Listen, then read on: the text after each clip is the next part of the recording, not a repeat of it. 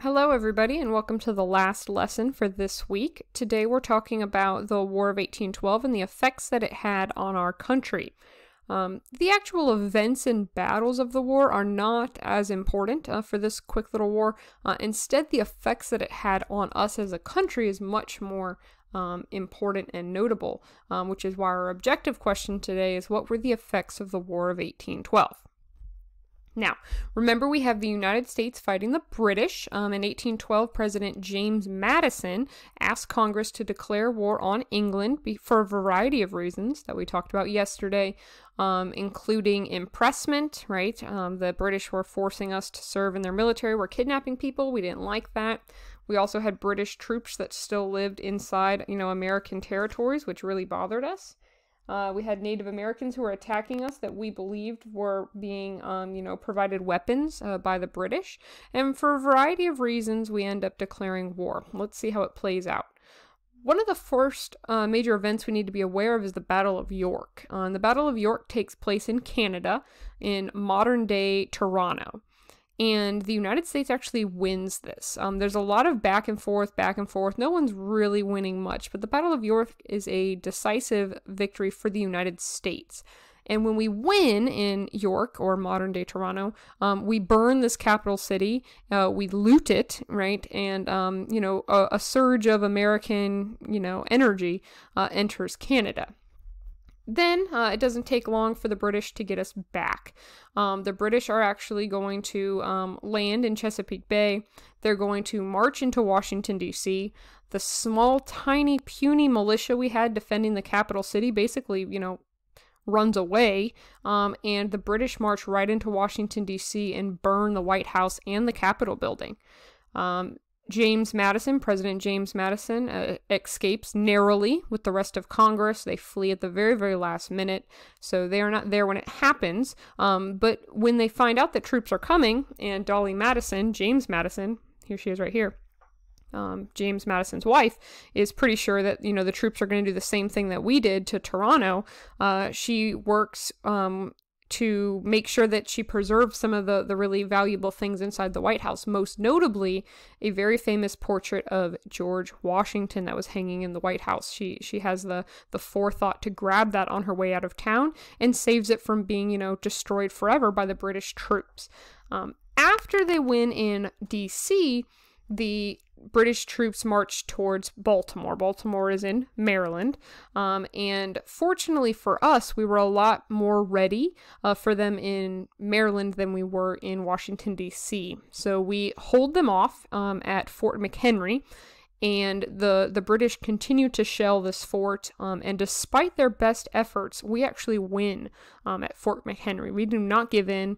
Our amazing flag still flies, and a man named Francis Scott Key was actually on a prison ship, a British prison ship, in the water right off the coast, and watched the entire battle play out, and watched as the British shelled us relentlessly over and over, and he was, watching, waiting for our flag to possibly fall, hoping that it wouldn't.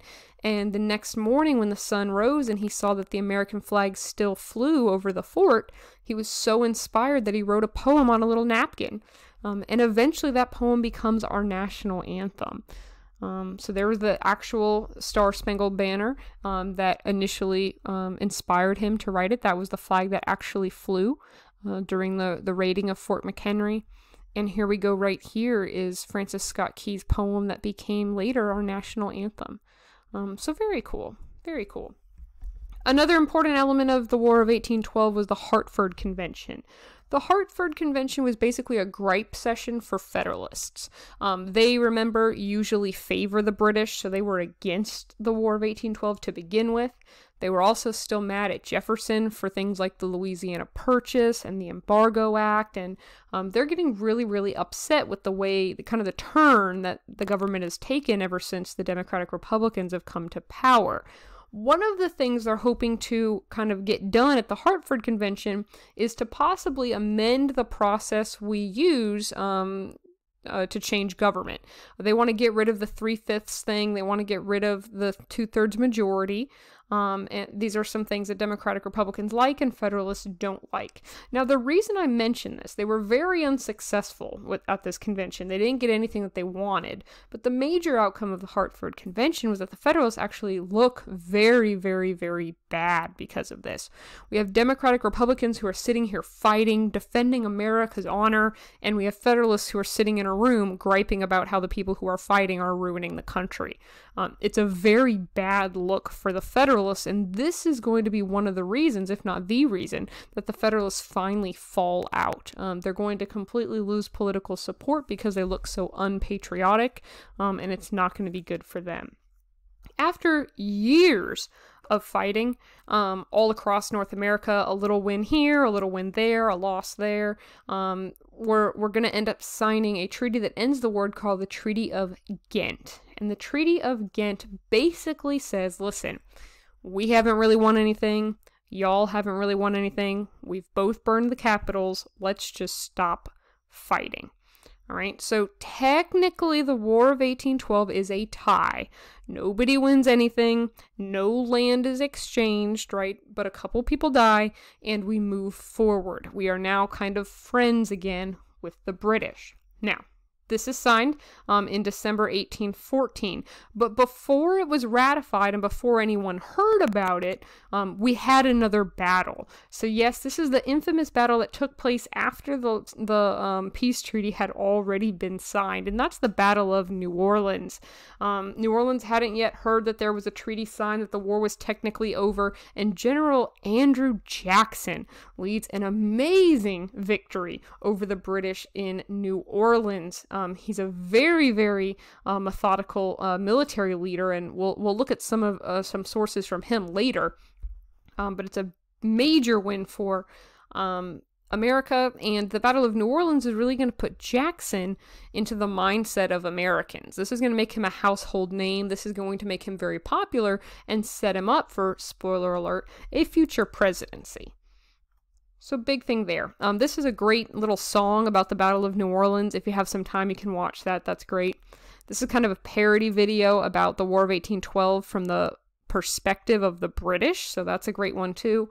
Let's talk about the effects of the war and we can be done here. So the effects of the War of 1812, remember this is our objective questions, let's talk. First, the reason this war is so important is because it's really going to give Americans a sense of nationalism. This means, very simply, a pride in your country, right? You're going to feel a sense of Americanism sweep the country.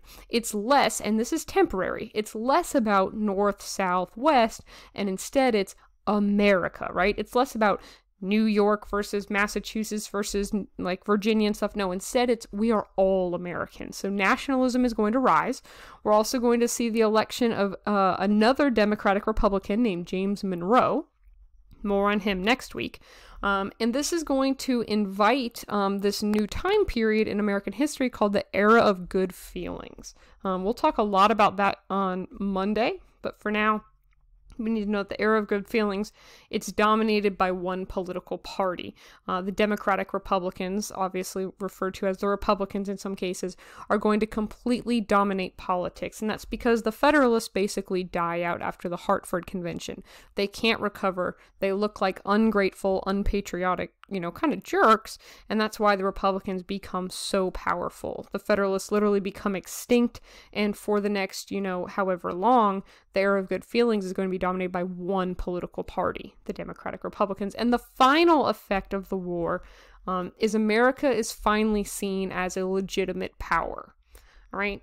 Yes, France, acknowledged us, and yes, Britain finally said, okay, you won the American Revolution, you're your own country, but they still kind of thought of us as like this little kid country that couldn't really do anything for itself and that they could kind of push around and manipulate.